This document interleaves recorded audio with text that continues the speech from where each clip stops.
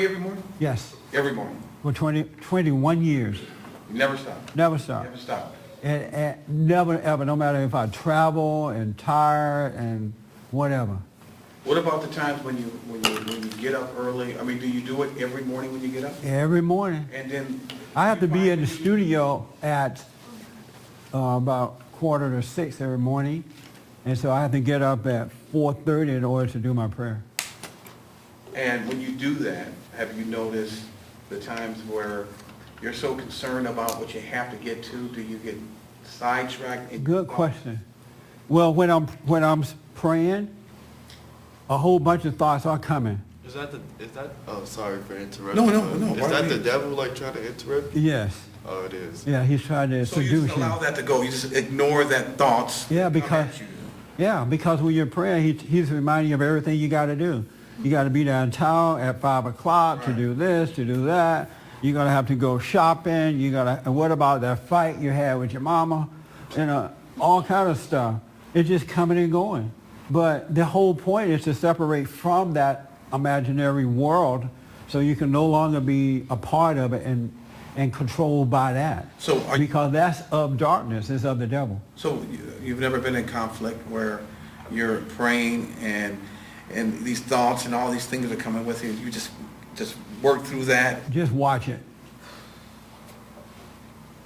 Because I know now, without a doubt, I am not my thoughts. I am not. Every thought that I get is a lie. Every one.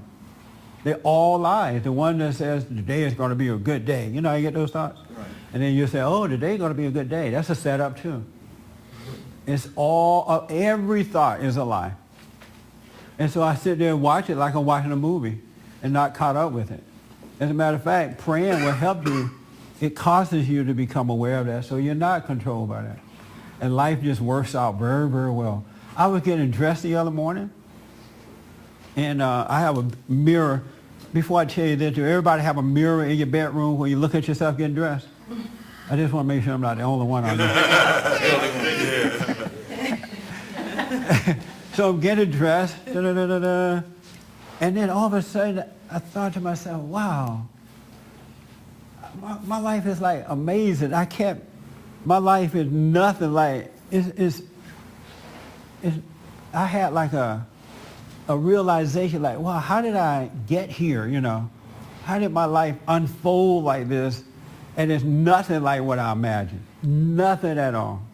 There's not one aspect of my life that growing up I thought I'd be doing or living.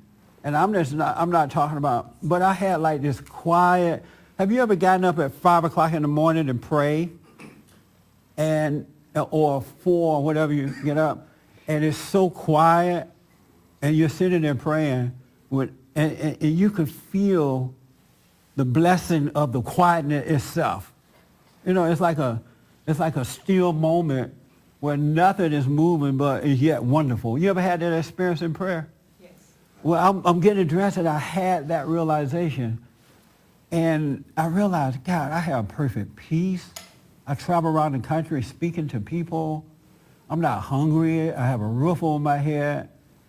But what I do in life and to have this peace, I don't know how that happened. No. And over the last 20 years, it just unfolded. And I'm thinking, wow, it's amazing. And it was without my effort at all. I counsel folks, and I never saw myself as being a smart kind of a person. And so the life that he's given me is more than what I could imagine, but it's happening by itself over the last 20 years. And I had this moment, I'm looking at it, I'm like, I could hardly remember how I was before. Really, I don't hardly remember what I was like before my life changed. Because there's no pain about it. It doesn't play over and over in my head again. So I don't remember. So I'm like, well, I better call somebody and ask them, what was I like before? Because I can hardly remember my personality before. Isn't that amazing? And that's why the Bible talks about that. Old things have passed away, all things are new. Let go of the past. There is no past, no future. All you have is now. And life will unfold for you by itself. And it's hard. You can't believe that kind of stuff with your brains. who believe that all you have to do is live and life unfolds, you know? And who is this guy that's making life unfold for you? And it is unfolding in the right way. And that's hard to believe.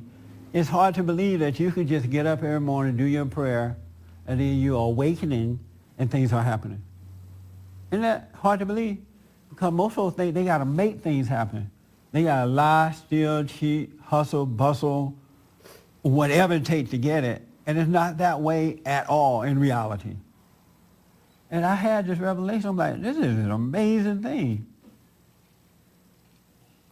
It's hard to believe. And everybody can have it. Let me tell you, Reggie first and then you. Yes, sir. Well, one question.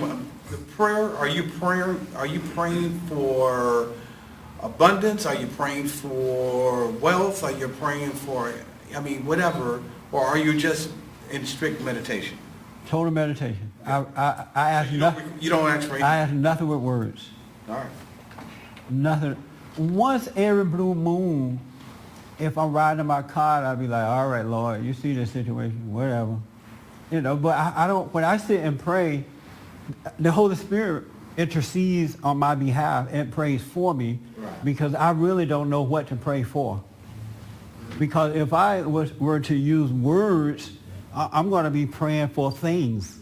I want more of this. I want a job. I want, help me with this situation. And what does that do? What does that do when I do that? It's vain prayer. It's vanity, and God can't do anything about it. Because it implies that you think you know what you want. And anyone that thinks they know what they want is God, and the real God can't do anything for you. You literally missed the bus. Plus, it shows a lack of faith in the true God. Because you're implying that he is so dumb, even though he made you and created you and put breath in your body.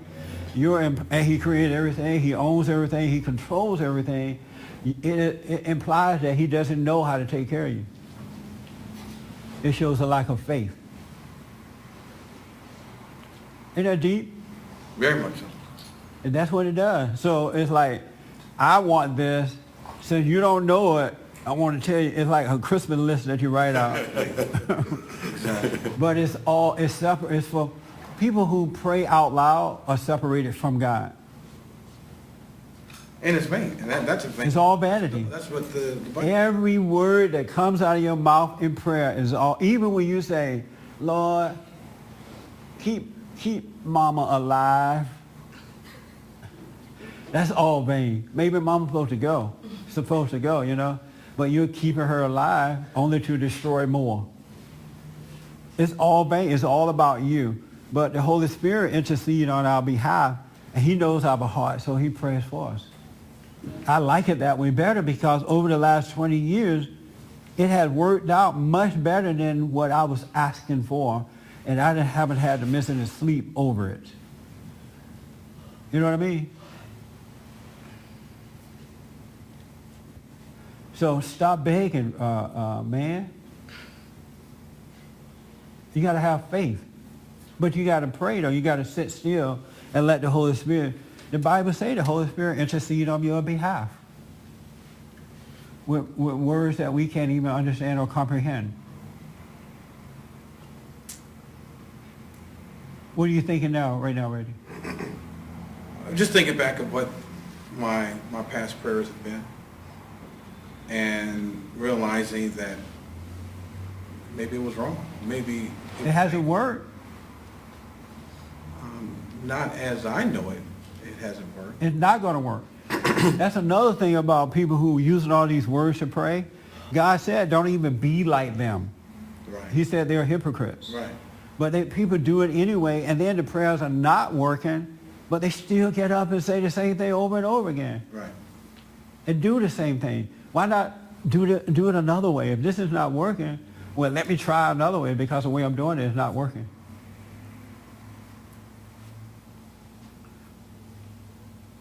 Uh-huh. Now you're waking up.